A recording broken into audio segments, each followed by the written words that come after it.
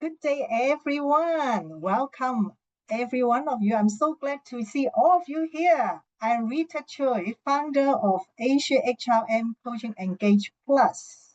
I'm based in Hong Kong.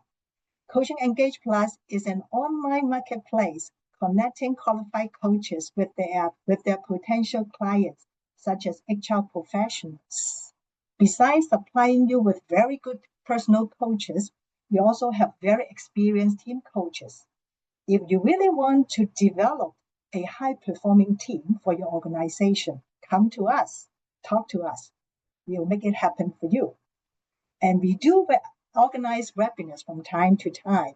And for the topic today is very linked to performance, high performing team. Topic for today is performance culture with heart. Wow, I really love it because I'm also a person with heart. And in this session, you will know how to balance high performance and high care with heart, right? And how to build psychological safety as a team athlete, as well as EQ is just the true edge in the age of AI. Now we all talk about AI, but don't forget about the human factor, which is EQ of each of individual. And for our speaker today, an excellent speaker. I'm very impressed with her performance in speaking and everything. Our speaker today, Amy. Pardon me for her long name. I'm sure Amy will let us know the pronunciation of her name. Amy is from Jakarta. She's the head of people acquisition and organization development and interim chief people officer at Dana, Indonesia. She is an expert in the HR industry with over 16 years of experience, including 9 years in the high-tech, fast-paced startups. I'm sure that Amy will tell us more about her. And for our session today, we are going to make it around 30 to 35 minutes for Amy to present her tips on how to build a company with high performance culture with heart. And we follow up with around 20 to 25 minutes of Q&A. So in the Q&A session, we are going to involve everyone. But before I tell you the details, I just hold it off not to tell you until we have come to the Q&A session. Okay, Amy, the floor is yours. Oh, by the way, we have arranged for the LinkedIn Live so that more people can be benefited from Amy's input. Amy, the floor is yours. Thank you so much, Rita. Can you hear my voice clearly? Yes, loud and clear. Yes, loud and clear. Okay, hi everyone. Cannot see your face, but hope you can hear me very clear as well. I'm not sure if anyone also coming from Jakarta or Indonesia, but I believe you're everywhere. So this is the benefit of technology, right? We can meet instantly everywhere, but sometimes that can be not a good news as well because the line between quote unquote life and work, it becomes blur. Previously, in long time ago, people can go back from work and then close everything maybe before a laptop who there's no laptop probably like 20 years ago, but people just have much more barrier when it comes to work and life. But with technology, that type of barrier is become broken. So yeah, really glad to be here. Thank you for the introduction, Rita. So I will share some of the story about what we are doing actually in Dana. Rita mentioned about my name. Apologies. Usually Indonesian have quite a long name. But yeah, you can call me Amy, coming from Partami, but a little bit story.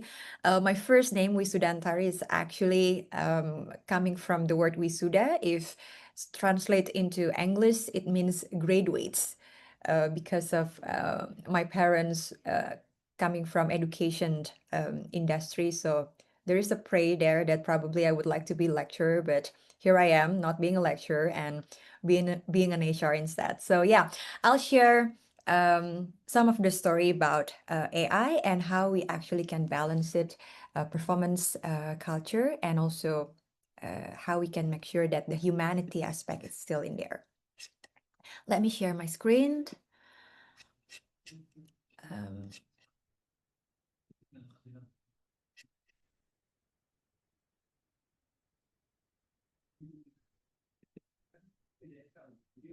Can everybody see the screen?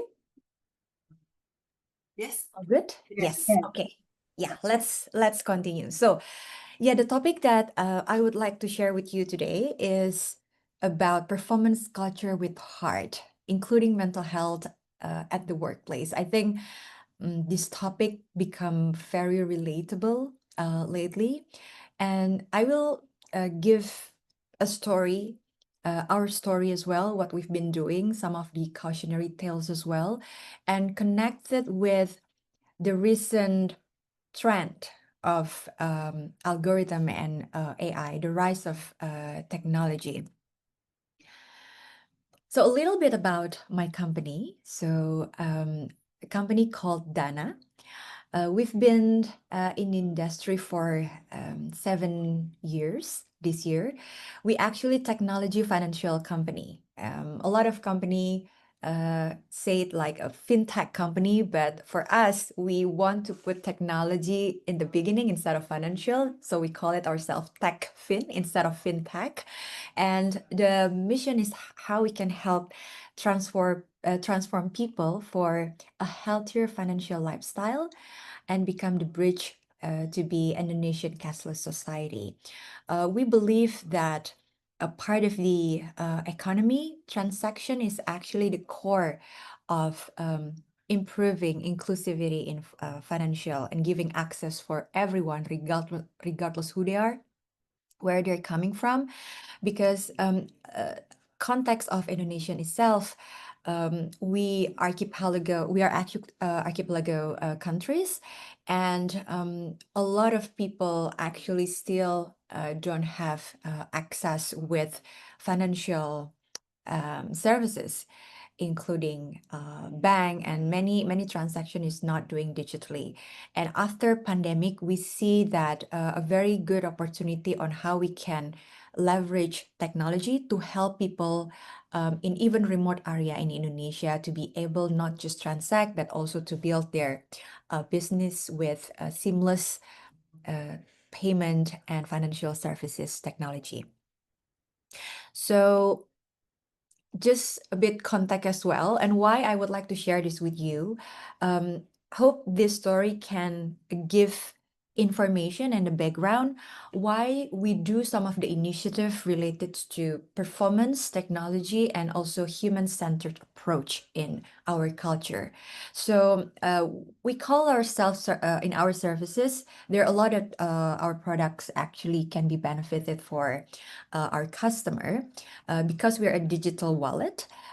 Everyone can actually put many assets directly from the app, including your debit card and also credit card. There's many features, including people can send money in very easy and flexible way via bank and also via Dana account. If you know about one of government initiative in Indonesia, we also have a QR payment integration across all of the bank and non-bank payment services to ensure inclusivity. So if you go to any small medium, we call it warung in Indonesia, or any kind of small medium merchant, you can go into a traditional market. It's very common to find a QR code for people to actually pay their products. People also can request money. Maybe we go together with friends and we want to split bills, and there's also features for to do that. We also have a very fun features called Dana Kaget, or surprise fun, where people actually can share a link, and if the recipient click it, you actually can get a surprise.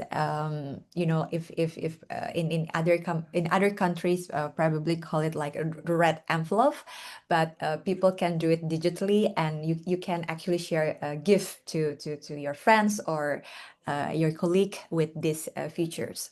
We also collaborate with some other countries, hopefully in the cross-border initiative already available in Malaysia, Thailand, and Singapore as well for have not just tourists but also our customer to pay directly using our apps without hassle to change curves and doing the money changings and everything. So things can do digitally. And security, because we are actually a financial company, security and also customer trust is become our paramount priorities. That's why all of the certifications that relate to cybersecurity and all of the industry standards, customer protection become our priority as well. For instance, the money back guaranteed. And another thing that we also would like to go in terms of the financial inclusion is on how we can provide micro financial services for people to actually can invest with digital gold, and also some micro insurance that our customer also can tap in. For instance, if you go to the theater, and you also can buy with a very fraction amount of money if the show got canceled. People can opt in for that type of services as well. So insurance, there's no need to be a big amount of money for people to get protective. So there are some of the innovative products that our team is actually building to ensure we achieve the mission about financial inclusivity. So that is actually the context, and you probably can link technology is actually become our day-to-day basis in our team, and to really push the boundaries about what the technology can help to decrease the pain point of our customer become our story as well.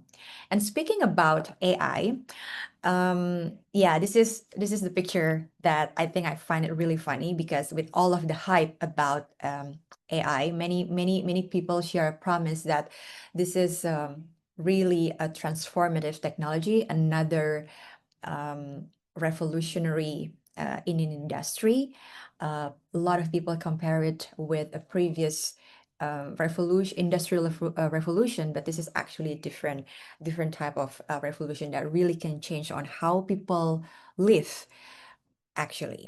But many people experience a very different stories as well, that with the high expectations. So there's also many disappointment that yeah, I use it for this, but there's a lot of things that not up to the expectation in terms of when using AI. So this is the picture that become analogy in our team, that yes, we have and we use a very great tools, but there is a gap between what we want to achieve versus what is actually achieved. That's where humanity comes in. Okay, so before we go into what we do and what probably a practical idea and some of the story, I think it's important for us to start with why. And I think for a lot of human resource professional or anyone that working in the mentoring and also coaching as a coaching professional, I think the reason to still be human-centric organization, it's the right thing to do is enough. That's the reason. You don't need to create another reason to actually keep being put humanity intact in every organization. I think that reason is enough. For me personally, that reason is enough. It's the right thing to do. But we also realize that with the rise of geopolitical uncertainty, with the rise of technology, that the pressure of the business getting more and more harder to make sure that the productivity gain is there, I think we also need to understand the other part of this approach on how we can able to articulate to the business leaders, our counterpart and partners, the CEO, and all of the business leaders, to understand that there is a benefit and business outcome if we become goal-centric and human-centric organization. And I really inspired with one of the book from Panis Puranam. He's actually an INSEAD professor of strategy, and I really recommend for anyone that also interested with this topic to check out his work and also his book. So go back to the why. It's very obvious, right? And but why people keep talking about it? Why not everybody is actually doing it? Why we keep hearing a lot of news and contents about people burnout and many practices that not really up to the human-centric organization. Why not everybody is actually doing it? I think because of a lot of people not really understand the why and the benefit to the business as well for this. So there are three challenges that usually comes in when it comes to being a human-centric and goal-centric organization and balancing this out. So the first challenge is, let's say if the organization is very efficient and we able to generate value and we can actually pay employees well enough. Isn't it possible that employee just accept less human workplace and seeing anything that relates to humanity elsewhere? Like, can you find meaning outside of work? Like, build a community, but when you go to work, just do your KPI, just deliver result. Can you actually, as a human, you actually can do that? Well, the answer for this challenge is that yes, you can, but you just wait for people to actually leave in the door when there is another opportunity comes in, because people will crave for meaning, right? And to really tap into the leap of collective creativity, being a just transactional organization, it will not going to deliver tremendous result. If you really want people to work together and create a creativity and even boost more result, being transactional will not help us. That is the reason for this type of challenge. Yeah, like I mentioned, yes, salary and benefits are crucial, but transactional relationship will really breed this engagement. That's why we need purpose and community and belonging to be motivators. Innovation will not be survive in that type of organization, transactional based organization. That will not be, we will not be able to achieve that. Challenge number 2. This is also another, I think many people talk about is, let's say that probably the organization not need human anymore. The robots will do it, all of the job for us. So maybe people will be getting laid off all the time. Maybe HR will not be exist anymore, or maybe a lot of profession is going to be disrupted because it's going to be replaced by AI. So there will be no need for this. But the point is here, zero human organization scenario is remain uncertain. But even if, let's say, 80% of the tasks can be automated, not all human jobs are able to be automated, and not even worth it to be automated, because there are a few things or a few aspects in the job, like creativity and emotional type of labor that needs human touch and still need human presence there. But let's say there's no reason for people to actually economic reason for people to actually work. I'm not sure what will be that kind of dystopia, but the organization, it's still going to be exist. But probably the reason the organization is exist, the reason for a company to be exist, maybe not for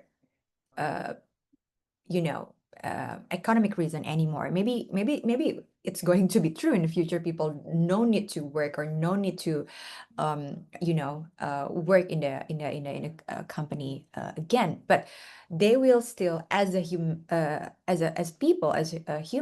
we still need to form an organization, maybe for another form, for another reason. Well, things like exploration or maybe creativity, but the organizations still going to be there regardless what is actually the reason for it to be exist. So that's why even much more needed for people to still keep and remain human, because organization is still going to be there, because we are a collective and social being that we really drive into group, whatever the group purpose is. Challenge number 3. So if we claim to be a human-centric organization, so how do we know that the values of humanity is actually universal?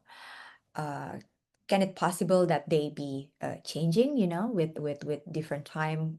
The value of humanity will be changing, or probably talking about countries. I mean, what will be the universal meaning of being a human-centric for Indonesian, for people that live in Hong Kong, for if not in Asian, how about people in the West? What will be the meaning for being human in America, in UK, in any other countries? Isn't it really difficult to actually get the right definition of being a human, and how actually we can be able to articulate that? It's true that many culture will have different nuance of how to define humanity. Values can feel subjective, but it's also can be defined across culture. And based on research, these are the core values that regardless where you are coming from, regardless our background, this value will be agreed by everybody. All people will need some degree of autonomy, that there is the freedom to make their own decision, a connection to each other, a competence, a sense that you actually can do something, no matter what it is. But everyone believes that they can contribute, they can do something. Every one of us also value fairness, collective purpose, and also novelty, that we always want to grow. So whoever we are, these are the core values that important for us across culture. Probably one culture can have a little bit degree of higher autonomy compared to the others, but everyone has some degree of this value as well. So we can actually define what it means to be a universal human values. Okay, now the interesting part about what can we do, because as we forward, we understand about the why. There is a benefit for creating existing value. It's the right thing to do, and also it's good for the future, not just for the presence, right? So what can we do? So first, story number 0. I don't start with story number 1, but number 0 is the foundation. I think it starts from trust. So these are the research that come from Edelman Trust Barometer. They are already doing this type of research for, I think, more than a decade. So one of a trusted institution when it comes to this type of topic. And from this, one thing that we can see is that scientists and teachers is actually more trusted than other institutional leaders. And unfortunately, government's leaders become the less lately, understandable. But some of the aspects that very relevant about the trust. And another part about trust is how private sector and business remain the most trusted institution compared to the other institution, including NGO, government, and also media. And there's also input about how the employer trust across nation is declining. But you can see there are some names coming from Asia, from Europe, and also from the US. But I think the trend is actually declining. But the point that I would like to highlight why this is very important to HR professional or anyone that working in the human resource or people development sector. The expectation for employee to go to the management, to their business leaders, to their manager is getting higher and higher when it comes to trust. Because with everything that happens around us lately, it's people will become really distrust with what happened outside. So they're looking for a they're looking for a role model and someone that they can trust in a business setting. So the expectation for managers and people leaders to up to that kind of expectation even become higher with this trend. So that's why this become really, really prominent, because the outside world, it's so hard to trust. So many misinformation. You don't know who that actually you can actually rely on. So they're coming to their leader, their manager, and their management. That the pressure is there because of this trend and dynamic. So our stories, when it comes to implementing AI in the company, we believe that we cannot neglect the fact that we need to embrace this technology. But we realize that technology and people need to work together, because you can find a lot of research if AI is work together with people, is actually the best result is actually will be comes in compared to just AI or just human that do the job. So we launched our campaign called Heartware, powered by values enabled by AI, people-centered AI campaigns, where there are a lot of activities and program aligned with this. And some of that I can share is on how we can improve the literacy about the technology itself, and to ensure that we got a buy-in from our employee that this is something that they need to do, and they actually need to understand in their day-to-day basis. Some of the journey that we go this year, there's a program called Mindful Monday.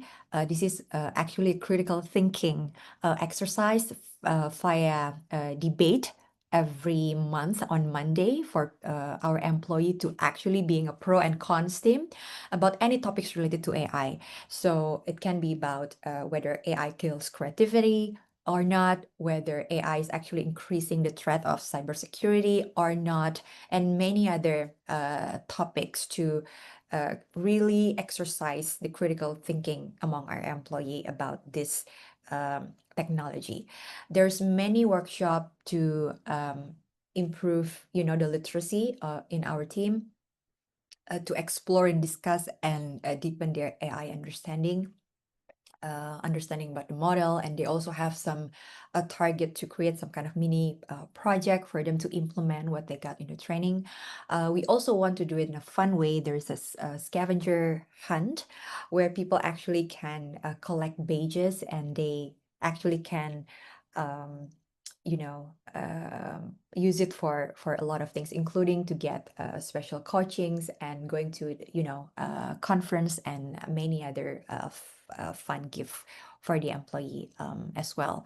We also want to have top-down approach where AI workshop is not just for the employee as well, but also coming from the top. So regardless who you are, implementing AI in our business process is part of our KPI.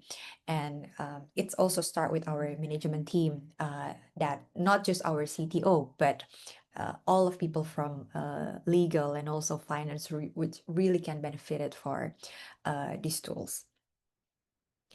Okay, now let's talk about the psychological safety. So there is a framework that I really want to share here, a combination between performance standard and psychological safety. So I also will really recommend you to read or search anything related to Amy Edmondson, not Amy, but another Amy, but this Amy, a professor from Harvard Business School, she really, I think, debunked some of the myths about psychological safety. So psychological safety is really different, and it's actually not being nice or soft, because the myth is like, if you build psychological safety to your team, meaning that you are decreasing or lowering your standards. So that's actually not the case. With this framework, you actually can tell that if everyone will aim to be in the learning zone where people actually feel safe psychologically and also collaborate to one another, but also have high performing standards. So people will keep learning and iterate and escalate freely when there is a problem, not just being a yes man or yes woman. That's all people need to be aiming for.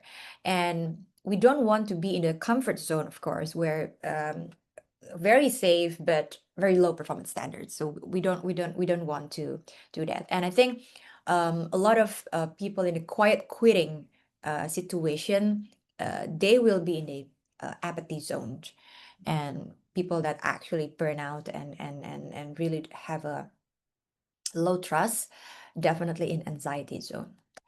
Another myth about psychological safety is that there is a high expectation that it's just a leader's job to create a psychological safety. I think it's important to understand that in the culture, the top-down approach is really important. If the leaders is actually not walk the talk, there's no way that the culture will exist. But at the same time, I think team members and everyone in the team also have a role to ensure that if there is a yellow flag or red flag in a culture, they need to be also escalated, right? It's a team sport. So it's important for a team member to escalate and also tell your leaders that, hey, I have input for you. Or I think I do have an idea for this, and this. So not just like sitting there and wait that the problem will be solved by the leader. I think that's also another myth that I want to put there in this topic. So some of the stories that we do related to this, when it comes to creating psychological safety and accountability at the same time, it's important to formalize it. So it's not just, talk and talk and talk, but in our policy and in the program in the company, how does it looks like? How that philosophy looks like? It has to be translated into program, policy, and practices.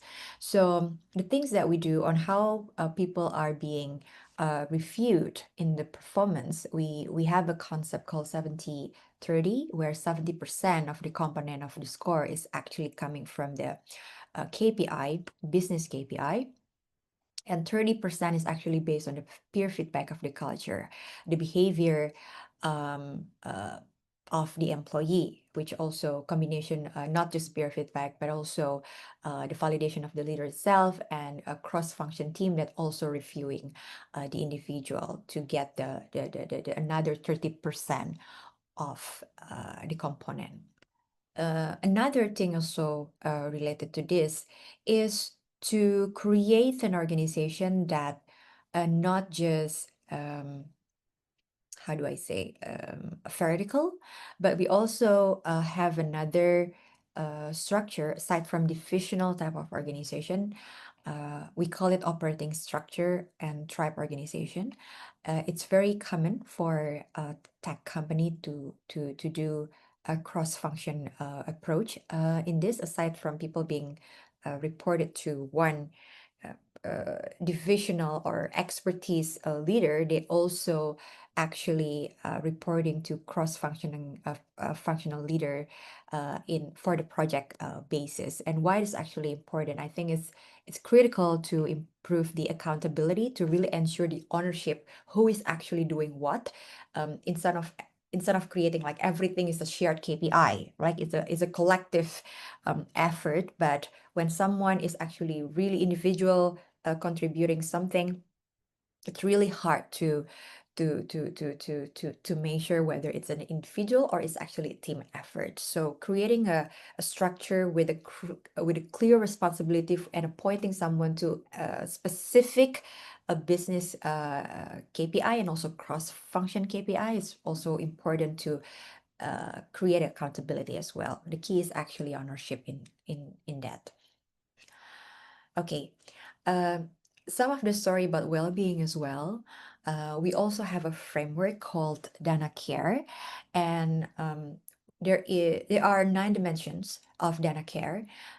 There's a social, career, financial well-being also there, office environment, psychology well-being, spiritual well-being, mind, and also physical. It's and also family. This is our style on translating well-being philosophy in our practice. We realize that in Indonesia, especially relatable in many Asian countries, relationship, social, and family and spiritual aspect it's not just a slogan. It's our day-to-day basis. It's part of the value of many of Asian countries, and we seize that and we translate it into our company to connect more what's really important for our employee. We believe, for instance, related to the family program, we invite spouses to come to the office, and there is like kind of a couple counseling session together, and they also can see where their spouses work, why sometimes the spouses need to really come home late. So we're not just trying to tap into the inner circle or the employees, but what is actually the extended circle that we actually can tap in. Another key point about this is for every time we want to build a program, I think the first a practical way to measure success is start with adoption rate as well.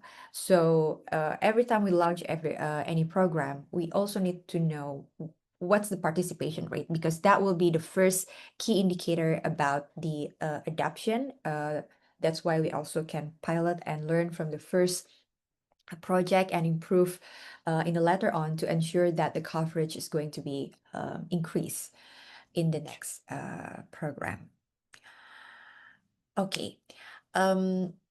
Number 2 is about decentralizing organization design. So this is also a concept that introduced by Panis Puranam, but I think the key here is about how the organization make a decision.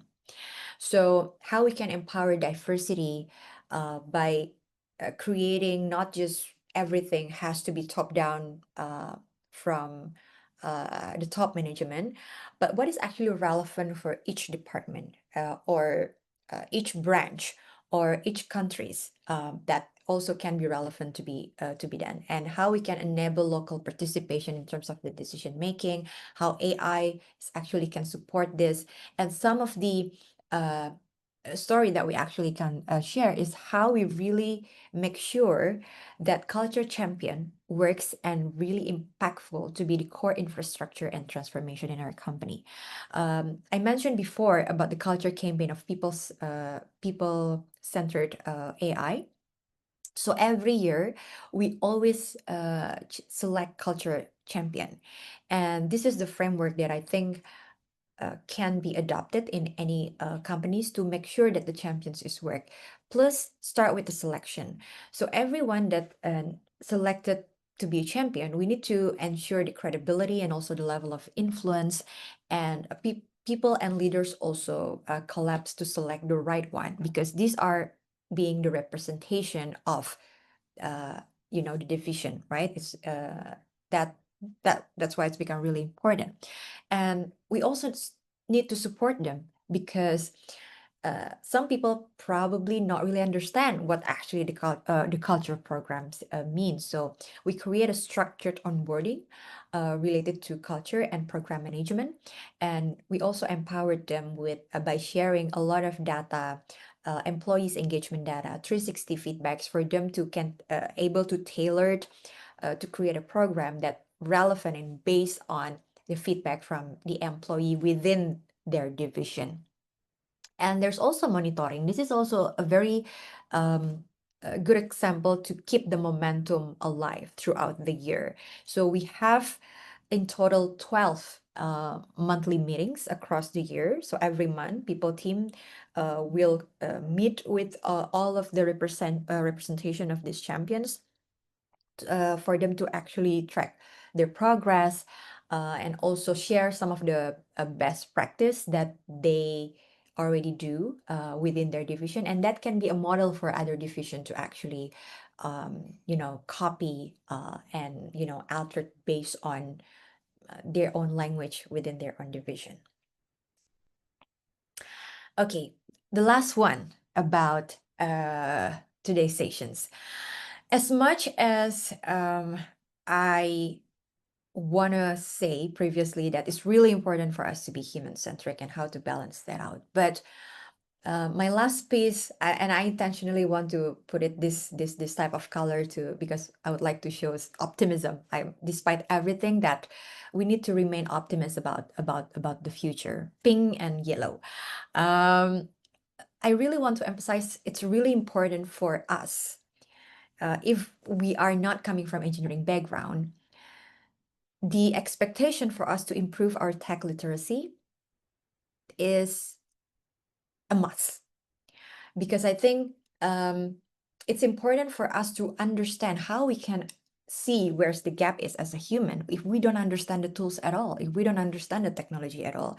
And there's a lot of reference. This is one coming from World Economic Forum about fastest growing skills 2030 and 2025. And you can see from there are a lot of skills that related to the technology, but also related to the problem solving, because this tool will be very, very benefit on problems solving skills. But in the future, the technology literacy, it's actually become more and more prominent in our day-to-day basis. So I really recommend everyone, regardless your background, regardless your profession, to really learn about some basic about the tools. So understand about what AI is and what's the difference between AI and Gen AI. It's very important to understand data literacy.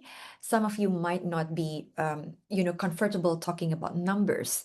Data is not always about numbers, but numbers playing a big part of it. There are also qualitative type of data, and how we can understand the data, understand the pattern, and including with the storytelling with data. It's really powerful to, for us to, you know, solving the problems.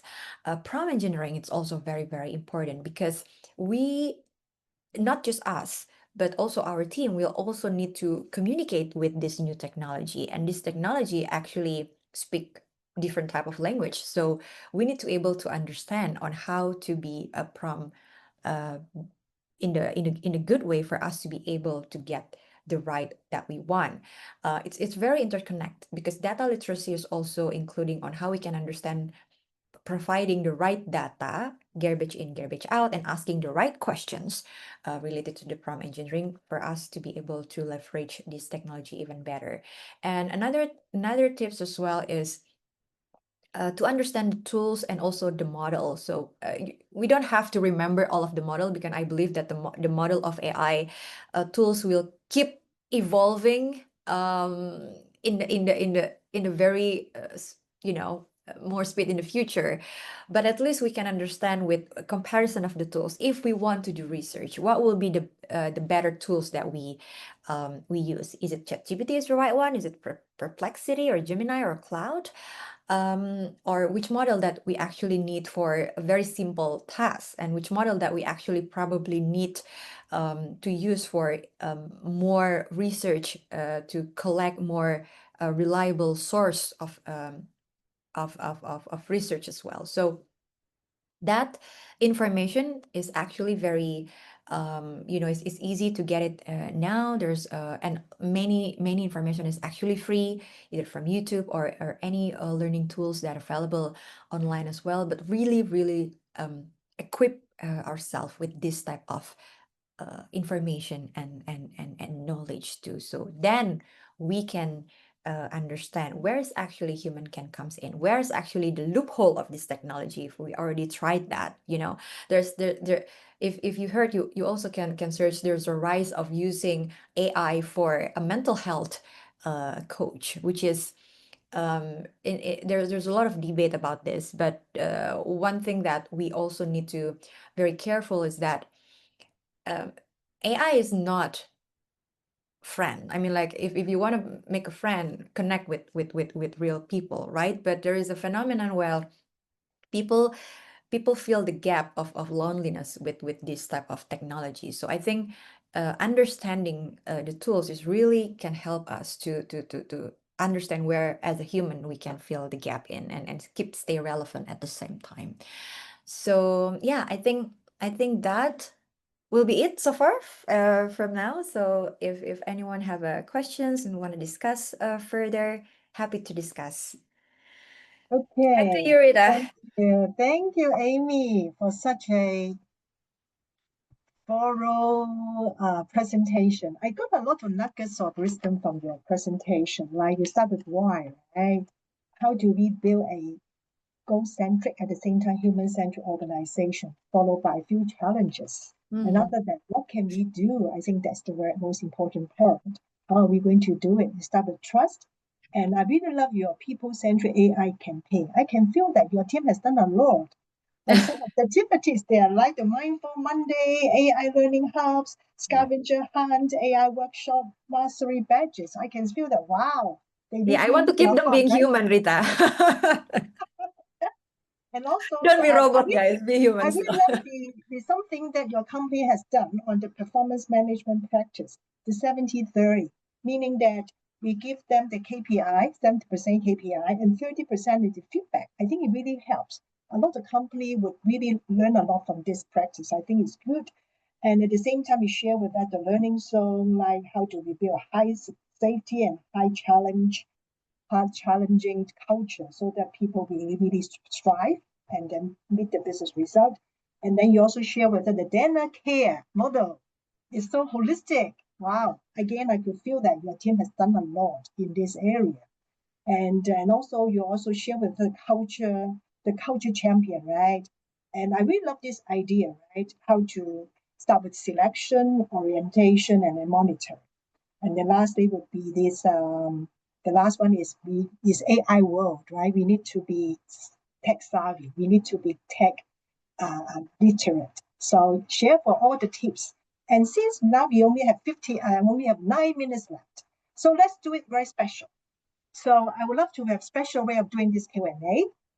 And I just want every one of you to use 30 seconds to think of one question come to your mind or one comment that you can give to us.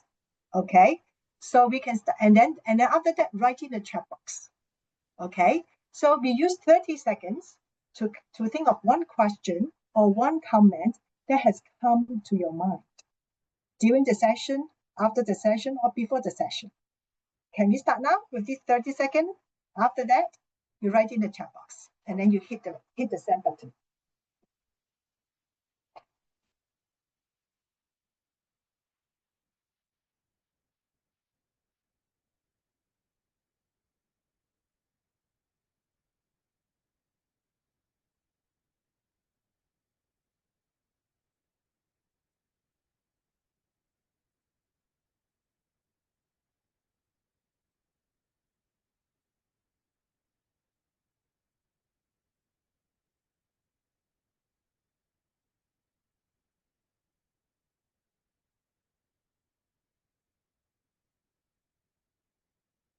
Okay, are you all ready for one question or one comment?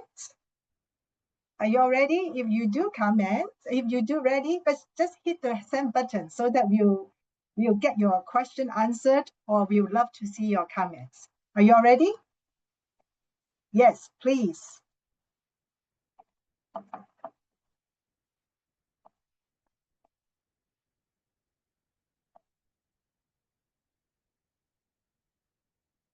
Okay. So any comments or questions from your side? Anyone? I do have one question from Amy here while I'm listening to her sharing about Culture Champion, right? So for Culture Champion, how do you measure the effectiveness of this arrangement? I think the concept is excellent, but how do you measure its effectiveness? Okay, thank you, Rita. That is a very good question. Measurement is really important because that's also part of the KPI of the team, right? And this is part of the onboarding as well. I mean, the things that we also put a target for the team. So first thing first, there is a bottom line KPI, and there's also, we call it, if not top line, it's a middle line of KPI. The first bottom line KPI that they need to measure is the participation rate, because you cannot, at the same time in business, right? You cannot create a revenue because no one is actually registered. It's the same principle here. Adoption for any program for they have to measure is the adoption rate and participation rate for any program that they launch. That one. There's also a component about budget. We need to talk about budget as well here because not all things are free. We also try to make sure that how things run effectively. We do have some kind of a pool for this Culture Champion to utilize their budget efficiently. So part of their KPI to also still do all of the program within that that constraint. So that's two.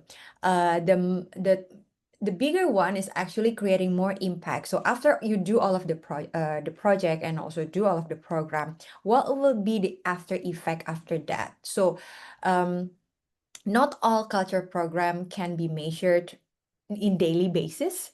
The participation rate you can calculate right away after the program, but the impact of the program itself, you cannot measure it in a weekly basis. So there is a feedback, a 360 feedback that people actually can see based on their audience, what will be the satisfaction level of the program. But by the end of the year, the ultimate goal is really to improve two type of KPIs. First is to improving the score of engagement within the division, because every year we collected the accumulative score throughout the company and also per division. So let's say that the accumulative score throughout the year is 4.2 out of 5. So the goal is actually to improving at certain numbers higher than that. So we can see by the end of the year what will be the result after that. And if we want to dig in more, there will be some of the component as well. If a lot of people complain about the effectiveness about learning, for instance, so how many % of the completion of learning and satisfaction of the people about this aspect after the program. So yeah, that's some of Great. can We measure. do have two more questions here. So maybe can simply give a very short answer to these two. Okay. The Okay. first one is Thank I you. would like to know what the system that used to do the management, the performance management by using the KPI and culture. Okay, the system, thank you for the questions, Ina. So we do have the internal system currently for both. We use MES for performance management. Is quite a great tools for us. But internally, there's also another project for us to build our internal HRIS system using AI too. But it's still in the process to build that. So we already assess which one that actually good. So we conclude that building our own and customized tools using AI is our preference. Great. And then a question from Anson, right? Appreciate the holistic well-being philosophy. Thank you. However, as humans, we are inherently emotional beings. How can we ensure that implementing this philosophy in the workplace does not lead to bias or favoritism? Okay, that's really great. I will have to answer for that. Using technology and using technology, there is a tools that we actually can leverage and train. You can search some of the tools to decreasing bias for if using AI, especially doing selection. IBM has a tool for that we also want to try. But there are many tools to decrease the potential bias and detect bias if we using AI as well. But done by human, I really like the method of a committee. So part of the critical decision, for instance, promoting our senior leaders, it cannot just based on the decision of the line manager. So we created like internal assessor committee. There's a cross-function team, including our executive as well, and also HR, that can assess thoroughly before we making decision of promoting someone. So not just having one decision making, but inclusive decision involving people. It's also help to bias and creating awareness about bias, doing a training about unconscious bias. I think it's also recommended too. Great. Thank you, Amy. Thank you so much, Rita. Thank you so much, everyone, for the questions and thank you. So before we conclude the session, shall we take a group picture? Then after that, I will share with you the QR code so that you can give us some feedback. Amy, can you stop sharing? Sure. Thank you. Can everybody just open your camera? I think some of you have already left the room, the meeting room. Maybe next time we should take a picture, right? After Amy's presentation. But anyway, so Amy, can you just stop sharing so that we can take a good picture? Yeah. Gallery. Okay, good. Okay, so will you open your camera for those who have not done that yet? 1, 2. One more time. 1, 2, 3. Okay, very nice. So I'm going to share the QR code and then just give us some feedback. And this one, actually, we also have the LinkedIn Live here. Okay, so this is our, can you see it? This is our feedback survey. We'd love to get your feedback so that we can be better next time.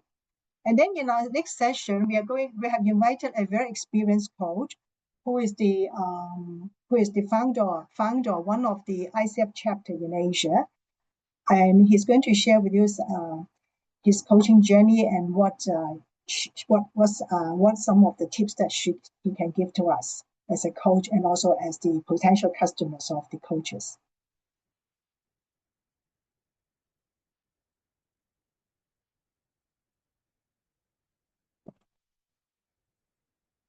Okay.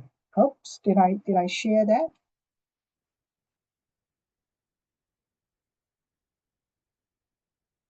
And of course, next one is our site. This is our coaching's online platform. You just go there to find any coaches that you want, or if you want to register yourself as the user, we are just more than happy to see that. Okay, so if nothing else, then I would love to conclude the session today. Thank you so much again, and I will see you next time. Thank you. Thank you so much, everyone. Thank you, Amy. Thank you so much. Bye-bye.